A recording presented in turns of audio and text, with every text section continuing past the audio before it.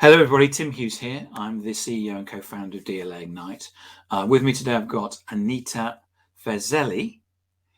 And Anita is you're in Stockholm at the moment. I am. And what we're going to do is we're going to talk about social media and social media maturity of organizations, which is something that really interests me. So I'm really glad that you could come and talk about it, Anita. Before we start getting into any questions and stuff, where can people find you?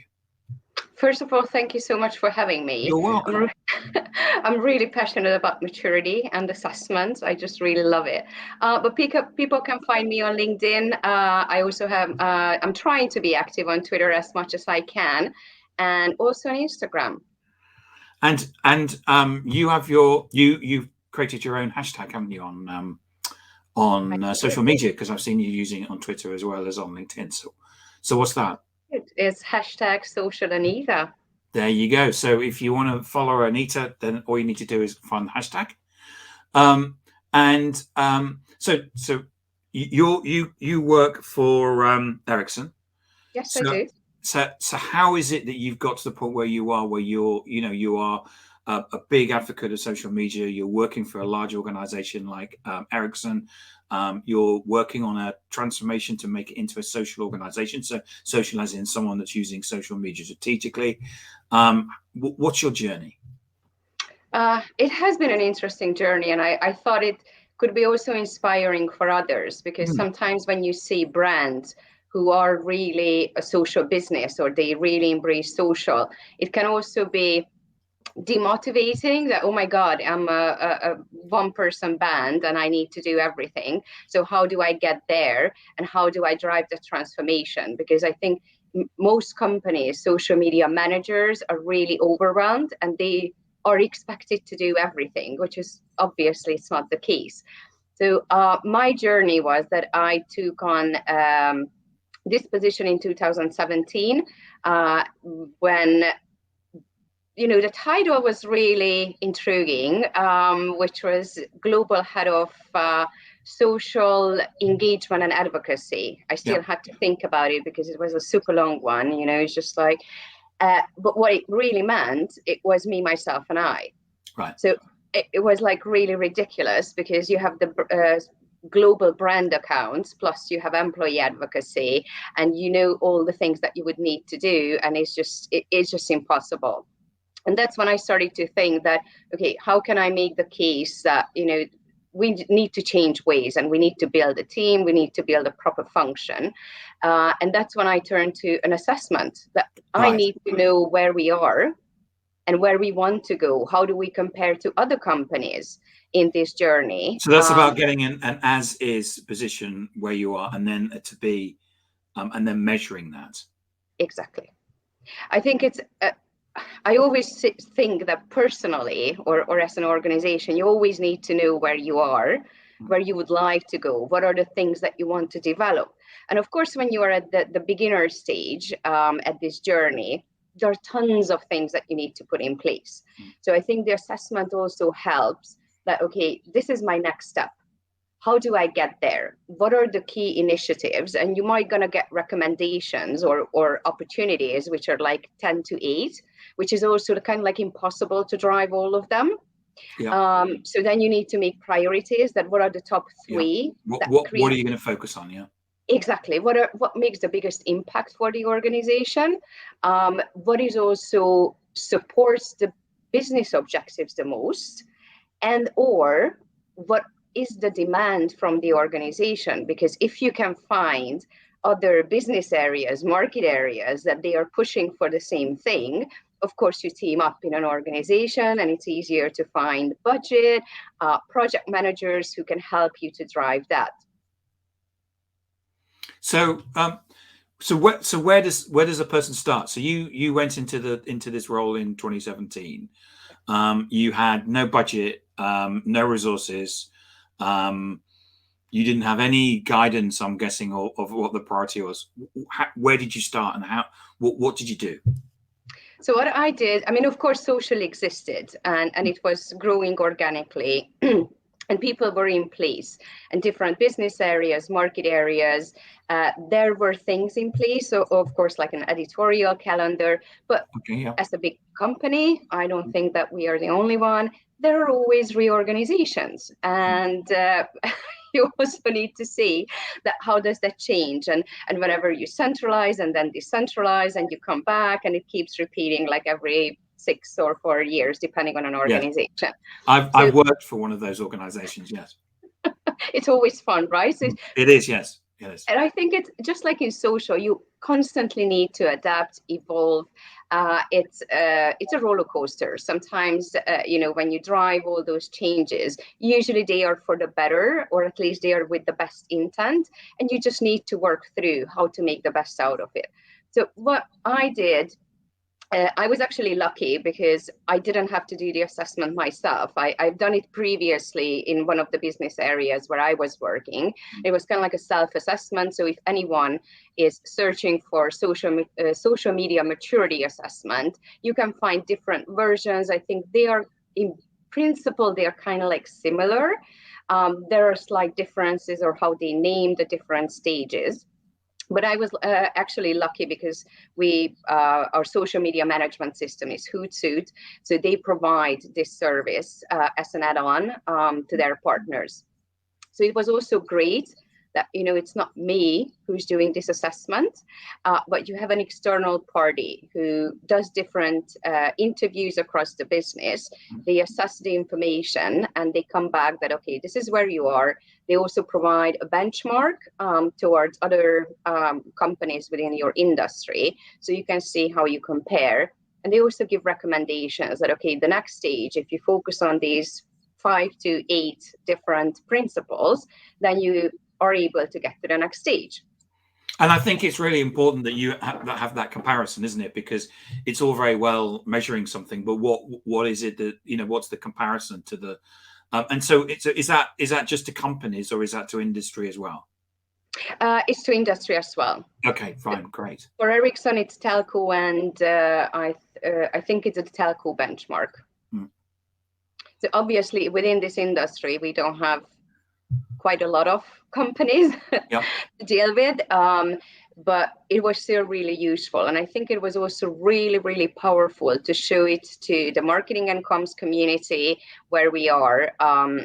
Also, it was fueling the strategy, that this is the business strategy, and how do we get to social business, which was in 2017, was like, what is she talking about? So it was a long journey, but with the help of social maturity and doing it every year, focusing on those 3 to 4 main priorities, we were able to get to the leading stage by 2020.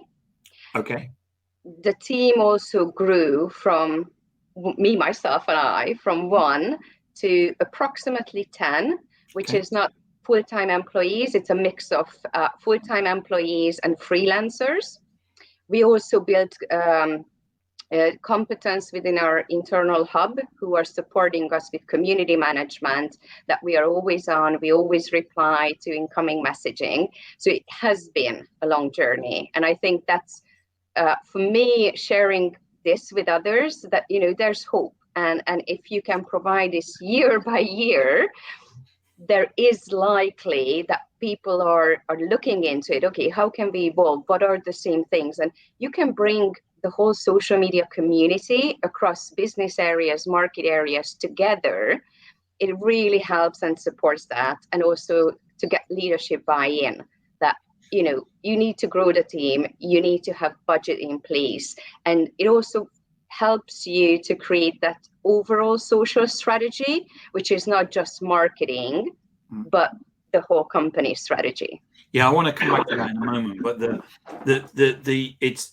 it's about that. I'm just summarizing. So that's about getting the measurement, and that measurement as well on a yearly basis, so that you could actually say, we've either progressed or we've not progressed. In your case, you progressed, and then you're able to actually go to leadership and say, I either want budget or I want more budget. Yeah, absolutely. And you see this because one of the things that I think that a lot of people suffer from in most organizations is that social media is seen as being, posting pictures of your lunch and cat photos, and people are just playing on it. Mhm. They're not working if they're on social media. They're just playing. And I think people then, therefore, the leadership have difficulty understanding that there's actually a business imperative, and then to put the budget behind it. So how was it that you were able to put the budget and then the resource behind it? Because that's kind of, budget and resource are kind of two different things, aren't they? Oh, absolutely. And I mean that there were times when I had a budget, but I didn't have people who can actually Right. make it happen. Okay. And they were like, "Do you need more budget?" I was like, "No, I don't need more budget. I need more people." I need the Because headcount. Yes. exactly, because the team is overwhelmed. They are getting to a point when it's burnout, which is not good for the company, and that's not our culture. So we need to have support. And this is, I think, when it comes also like the future of work, that how can you bring in freelancers to help you, to support, who have the right knowledge, what you exactly need, and help to build different projects, have different perspectives, different from different industries. So I think it has been a really, really amazing journey. And as you said, based on the priorities, you can choose the different 5 or 3 to 5 things that you're going to focus on. Then you can also make it clear to be able to do that. This is what I need. And then, of course, you start to take the discussions that what options you have to have a full-time headcount, to have consultant in the meanwhile until the headcount process is never easy. And all those discussions. But I think it's besides the maturity assessment, of course, the pandemic accelerated, not just at Ericsson, but at every company, that social is a non-negotiable thing to do. Yeah. And I think there are so much research, conversations just went on social. There are tons of research showcasing that companies with a social CEO are outperforming companies who don't have social leadership. How do you keep contact with your customers, with your peers? How social media could also be used for learning. Each company wants to attract the best talent. Being social or thought lead and participating in conversations also helps you to attract the best talent, because that's also a proven strategy. So I think whenever you build that based on the maturity, I always put in that, okay, what is happening in the market? What is the newest, latest research that I can put my strategy together, or the focus areas for the next year based on facts and figures? Yes, I totally agree, and I think that it's really important that you measure it, and then you've got the ability to actually show the progress as well. Yeah. So what is it? You talk about social business. What do you mean by about social business? Because sometimes, when we've talked about social business in the marketplace, people think it's to do with non-for-profits. Whereas people then you then talk about what it's about digital. And then, but everybody talks about digital transformation. I mean, every single supplier's doing digital transformation. So what do you mean by social business? What I mean by social business is, for me, the digital transformation is really tools, that you have the right tools in place, that you integrate those tools. People can work remotely from their home or wherever they are. You can access the systems, data flows across the systems, and you can make informed decisions. For me, social transformation, when social is built into each of the functions at an organization, when you build a culture that each employee, regardless they are top executives, sales, marketing, recruiters, talent acquisition, or work in R&D, they feel empowered to take conversations on social, to build their influence, thought leadership, and be part of those conversations, connect with external experts, not closing or shutting down. It's also when you strategically use social for each of those functions to attract new talent. How do you do that? How does that support you? You want to do social PR or digital PR. How do you do that in the best way? How do you be part of conversations and your company is visible, building brand trust? And at the same time, it also means that for the leadership, you can clearly show that this is what our social impact is on social media, and how does that reflect back to the business strategy, and how did you support that through the different social media elements. And I think that the empowerment of the people is so important, because, you know, I work for organizations where if you went onto social media and you made any comment, you were fired. And then the next day they said, no, we want you to go onto social media. And it's like, it's very confusing for people, because it's like, oh, yesterday you were going to fire me. Today you're not. What is it? And I think that people are very, you know, people may be quite happy on Facebook, but when it comes to LinkedIn, it's kind of quite scary, because what happens if I say the wrong thing? But actually standing up and empowering people and saying, this, it's okay. We actually want you to do this. We think this is a great thing. That's for an organization is actually a very mature thing for the organization to do. Thank you. I mean, I remember, I think it was 6 or 7 years ago when I worked in one of the business areas, and it was really amazing because that business area had like 50,000 employees across the globe. And that time we were having these discussions that, oh my God, and you know, they had employees usually below 30. They are on social, so we're going to stop. I was like, you cannot stop them. They're going to use their mobile. So what you can do is I can enable you that what is okay, what is not okay, and you can help them, because we, at Ericsson, we have our code and business ethics, and each employee is expected to live by those rules whenever it's in real life, on social. That's kind of like the culture that we want to cultivate. So if you just comply with those social media instructions, which is a group instruction at Ericsson, so not just guidelines, it's a higher hierarchy, then you are fine. So don't share internal information, be respectful, be kind, always try to be positive, and act with integrity. So pretty much these are the basic rules. And after that, it's really up to you. We want to hear your voice. You are not a spokesperson for Ericsson, but you can still speak. You are a human being. And we want to know that what you are thinking, and if you might have a different opinion at what you can bring to the conversation. And it's about, you know, this is what good behavior is, and this is what bad behavior is. Exactly. So where is Ericsson going then? Where are you going to go? What's the point that you're kind of aiming for? Now it's our strategy that we want to become a social business by 2025. Okay. So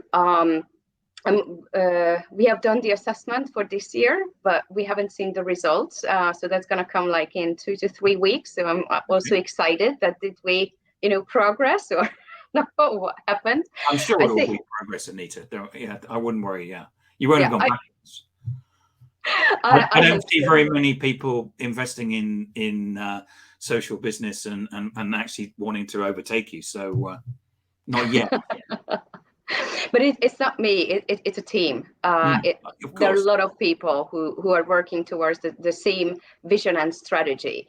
And within that strategy, of course, we know that there are different elements where we also need to measure the progress, because you need to have a strong governance in place, ways of working, that everyone knows within the company if they are responsible for social accounts, how to deal with that.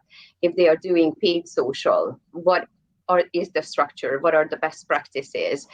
What is the bare minimum? Which agencies do we work with? Then you have the social media architecture. So many brands have way too many accounts out there. Some are opened up by their enthusiastic employees or employees who left and they are abandoned. We also know cybersecurity or impersonation is getting more and more serious. Do they have brand protection and cyber security in place within the organization, how to look for impersonated brand accounts, or even for your top executives. How do you secure those accounts with two-factor authentication? How do you manage access to each of your branded accounts and ad accounts and the different tools? So it's a specific area. Then you look into employee advocacy. And for that, you need to have a community. You need to have really great content that also fits with the different internal personas. You need to have training, e-learning, a mix of e-learning, coaching, master classes, different sets of training and enablement in place to make that happen. Then you have influencer marketing. And in B2B, that's also something different than what we are used to. And when you get also to another maturity level, then you start to connect your internal thought leaders with the external experts, so they can create content just like you and me do now. Absolutely, yeah. And then, of course, the measurement. So you need to measure each of those programs separately, but at a really mature stage, you're also able to connect each of those dots and to show the full impact of all your activities, what you do. Fantastic. So we're at the 20 minutes, Anita, but I want to ask you a question about, I know it goes very quickly. I know it does. But, time flies when you're having fun. One of the things that you're a surfer. I am. So how did you get into surfing? It was when I moved. Because you live in don't you come from a landlocked country or something? I do. Yeah. I never thought I'm gonna surf. I was an inline inline skater when I moved to Texas. Okay. Because there was no ice, so I had to adapt. And when I started to work in Sweden, I got a really cheap ticket to go to Hawaii. So I spent 5 months in Hawaii. And what do you do on the North Shore? You learn how to surf. And I got hooked. Right. And now it's a big passion of yours, isn't it, surfing? Yeah, it is. It is. We were talking about it just before we came on, about how you were looking, because I just got some sun, and you're looking to get some sun and go surfing as well. Yes, I do. And actually, I think it was a couple of months ago when I did a blog that, wow, how social media and surfing, what are the common things? I don't think that too many people can relate, because if you're not a surfer, then it's hard to relate to that one. But I'm just like really amazed so many times whenever you go into the water, the landscape is changing. You have different weather conditions. Social is the same. You never know what's going to happen. Is it a social unrest? You need to deal with crisis. So you just need to go with the flow. And you also need to learn that what are the things that you can do, and when do you respect, and when you just leave back. But it's about. Wait. But we were talking, weren't we, earlier before we came on, about the fact it's being with nature, and that feel of. I mean, I just love the sound of the well, you said the ocean, the sea, and that sound of the waves. It's just, for me, it's a wonderful, relaxing sound. I've always wanted to have a house or something by the sea where you hear that you can wake up or go to sleep to the sound of the sea. Me too. Well, what I did, because it's a tip for you. I have two solutions. One is I have a sleep app, where I can put on the sound of the waves, so I fall asleep for that. And I also have a smart lamp, which has the red light in the evening with the sound of the waves, and in the morning it wakes me up with the blue light and the sound of the waves. Fantastic. I have to look for one of those. And Anita, thank you so much for coming on and talking to us, and sharing your expertise about social media maturity and maturity models. It's a fascinating subject, and I mean, as well as I do, that this is going to become the norm for business, and will be over the next 10 years, where this will be just like the audit that you get from your financial auditors or something like that. I'm surprised it's actually not already within an audit within the KPMGs and the PWCs and that, probably because they don't understand social media. But Forrester it will also come. has a Forrester also has a social maturity assessment. It's kind of like a social operations. Okay. So I think that model also really works, but there are also some free resources. So if someone doesn't have the budget, but they really want to get started somewhere, if they search for social maturity assessment, not just social media marketing, because I also don't like it. Social media is not just marketing. It's social, so they need to search for social media maturity assessment. Yeah. And I really don't want to mention brands, but it's quite easy to find the different ones. And Google also, I checked it a couple of times from different browsers. So you will also see free resources when you can just fill it in and you get a snapshot where you are. Okay, brilliant. Anita, thank you so much for coming on today. Thank you. Thank you for having me. And give my love to Stockholm. I will. Thank you very much. Thank you so much. Bye.